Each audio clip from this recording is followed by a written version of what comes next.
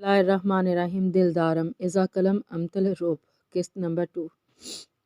आज मेरा इंटरव्यू है हारून, मुझे वक़्त पर छोड़ देना।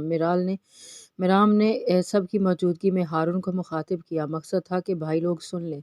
प्यारी गुड़िया, कितनी बार मना किया, क्यों करनी है जॉब, किस चीज़ की कमी है भला। बरोज शाह के खाने से हाथ रोक कर मिराम को नरम निगाहों से देख कर कहा। मिराम इनकी सबसे छोटी बहन थी, हारून से 5 साल ही बड़ी होगी। 55 में खालाजाद से निकाह हुआ था, मगर निकाह के अगले ही रोज़ उसका शौहर एक कार एक्सीडेंट में फौत हो गया। खाला की फैमिली पढ़ी लिखी होने के बावजूद जाहिल साबित हुई। मिराम को मनहूस होने के ताने दे देकर पूरे ख़ानदान में मशहूर कर दिया। इस वक़्त से आज तक जितने भी रिश्ते आए, सबको खाला की जानिब से पहले ही बुरी बुरी बातें मौसूल हो जाती कि कोई दूसरी बार पलट कर ही नहीं आता। तंग आकर मिराम ने किसी से भी शादी करने से इनकार कर दिया। मिराम में भाइयों की जान थी, अपने बच्चों से बढ़कर प्यार करते थे, हर बात पूरी करते। बस नसीब के बारे में कोई कुछ नहीं कर सकता था। और अब अगर मिराम चाहती थी वो कहीं मसरूफ़ हो जाए, तब जॉब करने का सोचा था। भाई, किसी चीज़ की कमी नहीं है, बस दिल कर रहा था खुद को मसरूफ़ करने के लिए। जॉब करना चाहती हूँ, मिराम ने सर झुकाकर जवाब दिया।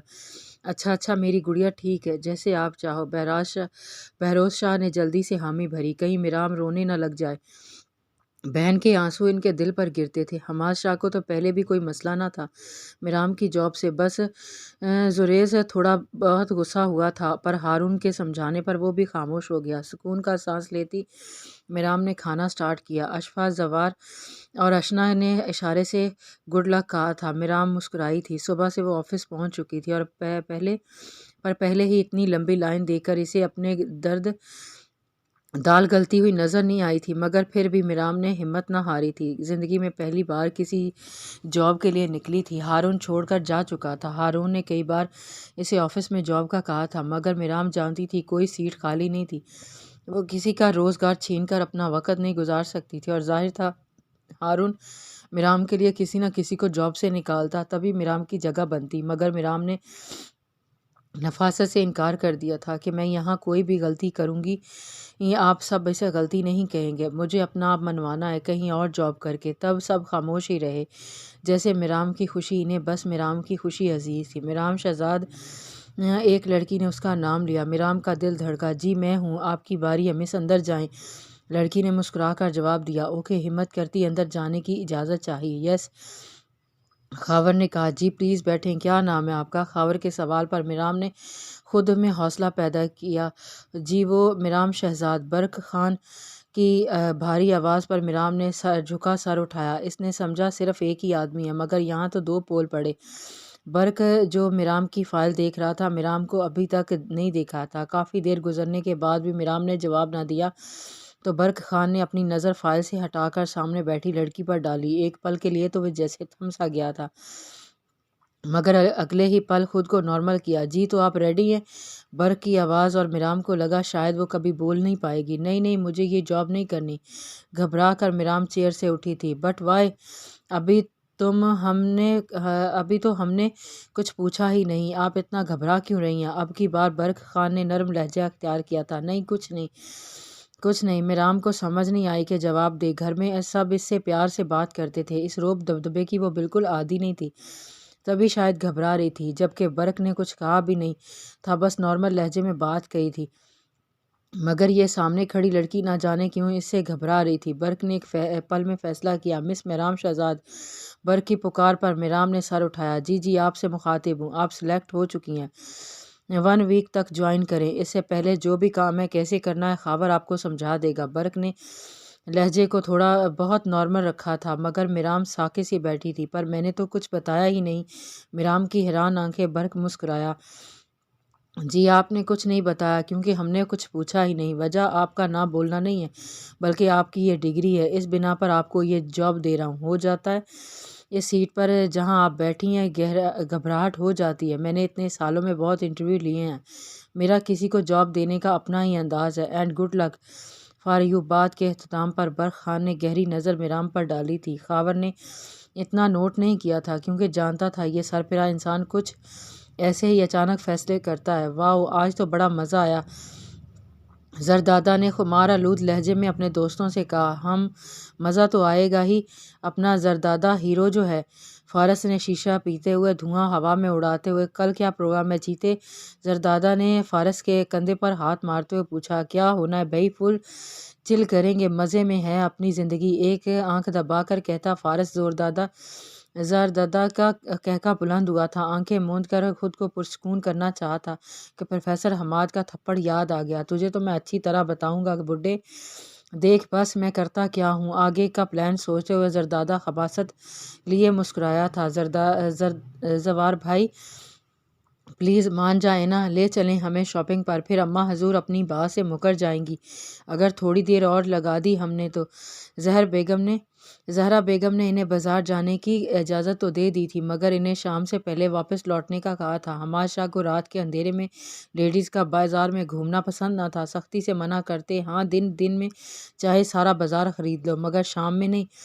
کیا ہے زوار، کیوں نخرے کر رہے ہو؟ لے جاؤ بچیوں کو، حد کرتے ہو، ہر وقت کا نخرہ مجھے بھی سخت ناپسند ہے، بتا رہی ہوں میں، ابھی سے پھر نہ کٹ لگا دی نا سب کے سامنے۔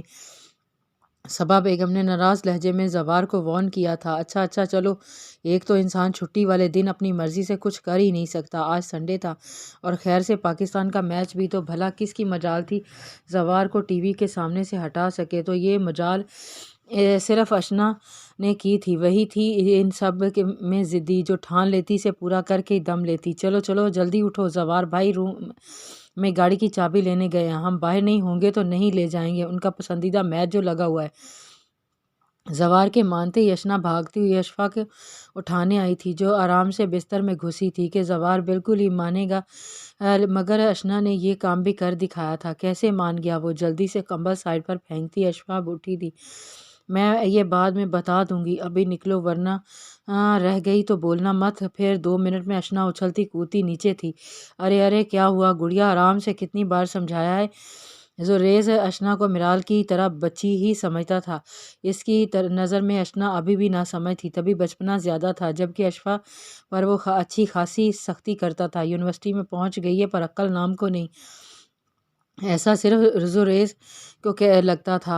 ہاں ابھی تو کسی نے کسی کو نہیں ڈانٹا، میں تھوڑا سا ہنس کیا لوں، ادھر تو فتوے جاری ہو جاتے ہیں۔ نکلی تو وہ بھی اشنا کی طرح ہی تھی کمرے سے، مگر سامنے سے آتے زوریز کو دیکھ کر فوراً کود کر جانے کا ارادہ ترک کیا تھا۔ بقول زوریز انسان کی بچی بن کر گزری۔ رکو، زوریز کی روبدار آواز۔ ہائے، ابھی تو میں نے کچھ بھی نہیں کیا، پھر کس لیے روکا؟ اشفا نے سوچا۔ جی بھائی، کہاں جا رہی ہو تم لوگ؟ اشفا نے سر اٹھا کر دیکھا، جس سے زوریز کا دماغ خراب ہوا۔ اچھی طرح جانتے تو ہیں، پھر یہ سوال کیوں؟ کیا ہے، آج ہی سوچ کر علامہ اقبال بننے کا ارادہ ہے کیا؟ اشفا کے سامنے چٹکی بجاتا زوریز بولا تھا۔ نہیں، وہ ہم بازار جا رہے ہیں، گھبرا کر جواب دیا۔ اچھا تو ادھر آؤ، ذرا بازو سے پکڑ کر سامنے دیوار پر لگے آئینے کے سامنے لے گیا۔ بازار جا رہی ہو یا شادی پر تو نہیں جو یہ لپسٹک سے ہونٹوں کو رنگ روغن کیا ہے؟ صاف کر کے جاؤ ورنہ ٹانگیں توڑ دوں گا تمہاری۔ ایک جھٹکے سے بازو چھوڑتا اپنے کمرے میں گیا تھا۔ اف، کتنی شرمندگی ہو رہی ہے، بل بتوڑی کہیں کا، منہ بسور کر آنکھوں میں آئے آنسو صاف کرتی، ساتھ ہاتھ کی پشت سے اپنے لبوں کو رگڑ ڈالا تھا۔ بس کر دو اب اشنا، بہت ہو گیا، مجھ سے نہیں چلا جا رہا۔ تم انسان ہو کہ جن اتنا کچھ لے لیا، مگر مجال ہے کہ تھکن تمہارے چہرے سے عیاں ہو، حد ہے بس، اب مجھے بھوک لگ رہی ہے، پیاس بھی لگی ہے، مزید میں نہیں گھوم سکتی۔ اشفا کی چھوٹی موٹی شاپنگ تو کب کی ہو چکی تھی، وہ کسی بھی چیز کو سلیکٹ کرنے میں زیادہ دیر نہ لگاتی تھی، جبکہ اشنا پورا بازار کھنگال کر بھی سکون نہ ملتا۔ یہ کیسے ممکن تھا؟ جہاں اشنا ہو وہاں خاموشی ہو۔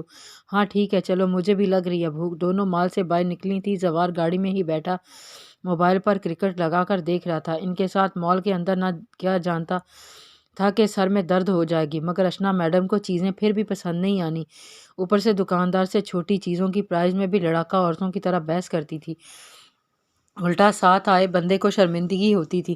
ان کے ساتھ اندر جانے سے اچھا تھا گاڑی میں بیٹھ کر اپنا میچ دیکھا جاتا۔ ہو گئی شاپنگ آج کی تاریخ میں؟ زوار نے موبائل جیب میں رکھتے پوچھا۔ یہ طنز تھا یا سوال؟ آنکھیں مٹکا کر پوچھتی اشفا کو ہنسی آ گئی تھی۔ ظاہر اپنے کرتوتوں کا پتہ جو ہے تم لوگوں کو، اب جو سمجھو۔ زوار نے بھی سنائی۔ بھائی پلیز کسی اچھے سے ریسٹورنٹ لے چلیں، بھوک لگی ہے۔ اشنا نے پیٹ پر ہاتھ رکھتے دہائی دی، حق ہاں، میرا میچ اور آج کا دن برباد سمجھو۔ ٹھنڈی آہ بھرتا زوار گاڑی سٹارٹ کرنے لگا تھا۔ گاڑی جیسے ہی پار کی، اشنا جلدی سے اتر کر اندر کی طرف بھاگی۔ یہ والا ٹیبل لیں گے بھائی؟ ہاتھ کے اشارے سے بتاتی ایک چیئر پر بیٹھ بھی گئی تھی۔ ہاں بھائی ٹھیک ہے محترمہ۔ زوار جانتا تھا اب ندیدے پن کا ایک اور مظاہرہ دیکھنے کو ملے گا۔ اف اشنا، کیسے کھا لیتی ہے تم یہ کھٹے پکوڑے؟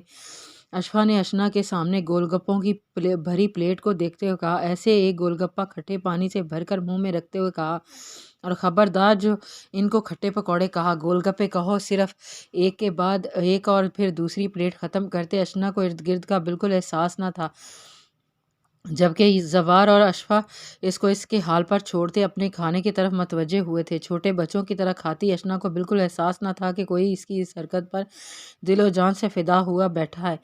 زوار جو اپنی گرل فرینڈ کو لنچ پر انوائٹ کر کے اب اس کا انتظار کر رہا تھا، سامنے بیٹھی معصومیت نے اس کے دل کی دنیا ہلا ڈالی تھی۔ وہ نہیں جانتا تھا وہ کون ہے، مگر جو بھی تھی اب زردادہ کی نظر اس پر پڑ چکی تھی۔ وہ ارد گرد سے بیگانہ پاگلوں کی طرح سے دیکھے گیا۔ ایسی معصومیت دل کو چھو جانے والی کتنی ہی لڑکیوں سے اس کی دوستی تھی، کئی لڑکیوں سے اس کے روابط تھے، مگر اس جیسا معصوم حسن اس نے آج تک نہ دیکھا تھا۔ وہ ارد گرد سے بیگانہ زردادہ کو اتنا ہوش بھی نہ تھا کہ وہ کہاں ہے۔ آتے جاتے لوگ عجیب نظروں سے اسے دیکھتے، پر اسے کسی کی پرواہ نہیں تھی۔ ہوش تو اسے تب آیا جب حنا نے اس کے آگے ہاتھ ہلا کر اسے اپنی جانب متوجہ کیا۔ ہائے ینگ مین، کیا ہوا؟ کدھر دیکھ رہے ہو؟ اس کی نظروں کے تعاقب میں حنا نے بھی اس طرف دیکھا، مگر کسی کو نہ پا کر اس سے پوچھا، او شٹ، ابھی تو تھی یہیں کہیں گئی تھی۔ وہ دیکھنے میں اتنا مصروف تھا کہ اسے پتہ بھی نہ چلا وہ کب اٹھی کب گئی، ورنہ اگر ہوش میں ہوتا تو ضرور اس کا پیچھا کرتا۔ اتنا بے اختیار تو زردادہ خان کبھی نہیں ہوا تھا۔ اسے یہ جگہ اب کاٹ کھانے کو دوڑ رہی تھی۔ زردادہ خان کو لگا تھا ساری رونق وہ اپنے ساتھ لے گئی۔ جیسے بد دل ہو کر اٹھا اور معذرت کیے وہاں سے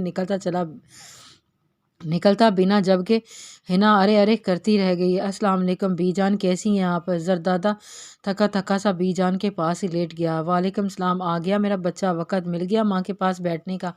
آج کیسے یاد آ گئی ماں کی؟ بی جان بھری بیٹھی تھی۔ آپ کے پاس نہیں آؤں گا تو اور کس کے پاس جاؤں گا بھلا؟ بس اب آپ میری فکر نہ کیا کریں، میں کوئی چھوٹا بچہ نہیں ہوں، سب جانتا ہوں۔ بھوک لگ رہی ہے کیا بنائے؟ جانتا تھا بی جان اس کے لیے پریشان ہو جاتی ہیں، پر اپنی عیاش طبیعت پر قابو پانا اس کے لیے مشکل تھا۔ چاہ کر بھی خود کو کبھی غلط نہیں کہتا تھا۔ اسے دادا جی کی مکمل سپورٹ تھی۔ اس کے نزدیک جو وہ کرتا ٹھیک کرتا تھا۔ اسفند خان نے خود بھی ساری زندگی عیاشی کی گزاری تھی، اب اپنے بیٹے زردادہ کو بھی اپنی طرح گھمنڈی اور مغرور بنا دیا تھا۔ ان کے نزدیک پیسے سے سب کچھ خریدا جا سکتا ہے، پیسہ ہی زندگی ہے۔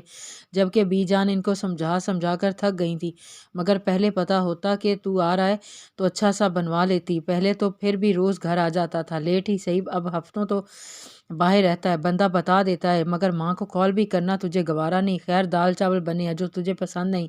دال چاول کا نام سنتے ہی زردادہ کا حلق تک کڑوا ہو گیا تھا۔ سب سے ناپسندیدہ ڈش دال چاول تھی۔ رہنے دے بی جان، بس بھر گیا پیٹ میرا۔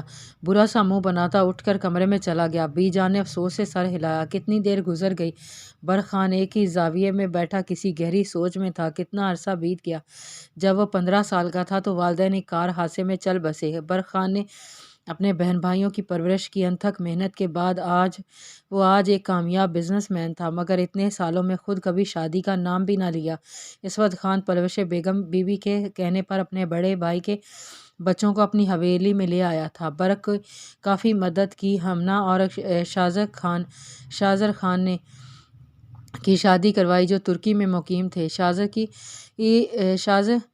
کی جاب ترکی میں تھی اور کشف ابھی پڑھ رہی تھی۔ بی جان نے کئی بار برق خان کو شادی کا کہا، پر اس نے صاف الفاظ میں انکار کر دیا، مگر آج میرام کو دیکھ کر برق خان اپنے ماضی میں کھو گیا۔ سویرا ایک امیر باپ کی بیٹی تھی اور برق کی محبت بھی، مگر تب برق اتنا امیر نہیں تھا۔ سویرا نے برق کو صرف مڈل کلاس ہونے پر ریجیکٹ کر دیا اور کبھی پلٹ کر نہ دیکھا، مگر برق خان اس کے بعد کسی کو دل کی جگہ نہ دے سکا تھا، نہ ہی شادی کی۔